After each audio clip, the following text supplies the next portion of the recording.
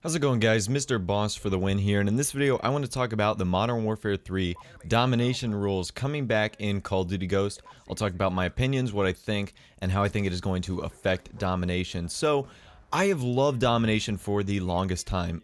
Ever since Call of Duty 4 I've been playing it, Modern Warfare 2, World at War a little less because I jumped on that bandwagon late, but you get the idea. Every Call of Duty basically since Call of Duty 4. And up until Black Ops 2, domination has just been a no time limit, and the first team to reach 200 points. And that opened up a lot of strategy, and it also took away a lot of strategy. Now, I'll give you some opinions. So, the 200 point system is cool. It's basically like first person to reach, or the first team to reach 200 points. Now, there's a lot of strategy involved with that because there can be some challenges. Now, let's say your team gets to 190 points, and then you start getting dominated, and there's a chance you lose that game. With the timer, there's no chance you do lose that game, or there could be less of a chance because you could say, hey, the clock will run out, this team doesn't have a chance to catch up. So I'll talk about some of the pros and some of the benefits of each one. So let me talk about the pros and cons of the 200-point system. The 200-point system, the pros, it makes the match a little more fluid. The game is very continual. You're able to build your streaks and just continue with the same flow of the game. There's no interruption. I also think it adds more strategy in flipping spawns, because if you get started on a really bad spawn, it would be nice to be able to flip that. Or if, let's say, you're on a really good spawn, it'd be nice to not be able to allow the other team to flip you. So there is some strategy involved with that. Some bad strategy is, or some bad cons I guess you could say is, you don't have the ability to end the game with anything else other than scoring 200 points, meaning there's no time limit that can save you for slacking off.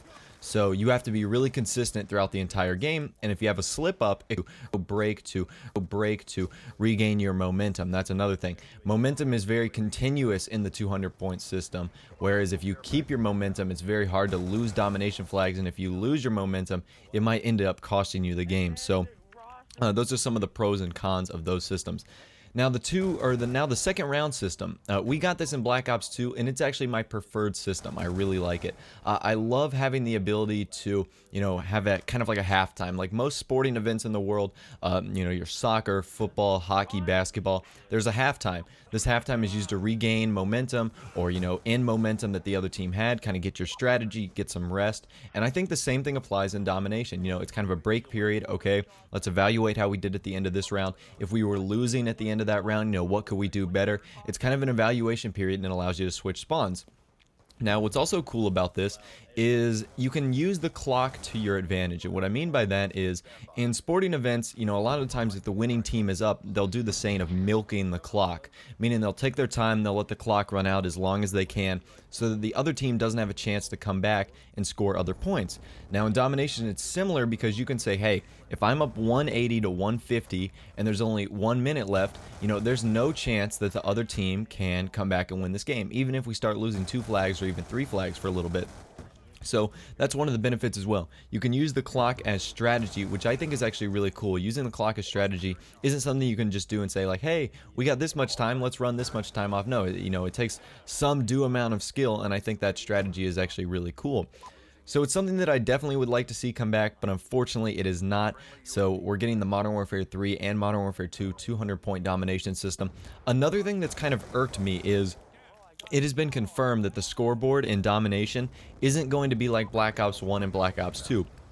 What I mean by that is it's not going to have your caps and your defends and your plays near the objective. It's going to be the standard, really, I don't like, low, crappy Infinity Ward scoreboard where it just says your kills, your assists, and your deaths, and maybe like your KD ratio. That's not important for domination. For domination, I love to know how many caps I have, I love to know how many defends I have, and I think Infinity Ward has taken a giant step backwards by not incorporating the Black Ops 2 scoreboard system in domination, where it shows you all your objective plays and stuff like that. So anyways, guys, definitely I want to hear from you guys. What do you think about Call of Duty going back to an older style of domination system? Do you like it? Do you dislike it? I definitely want to know your opinions. Also, what do you think about the scoreboard change? I can already guarantee you guys will not like the going back to the standard kills, assists, death, Call of Duty 4 thing. That's so old school. I thought we were past that, but I guess Infinity Ward is still really on the idea of pushing that scoreboard on us. So anyways, like I said, thanks for watching the video, guys. I would encourage you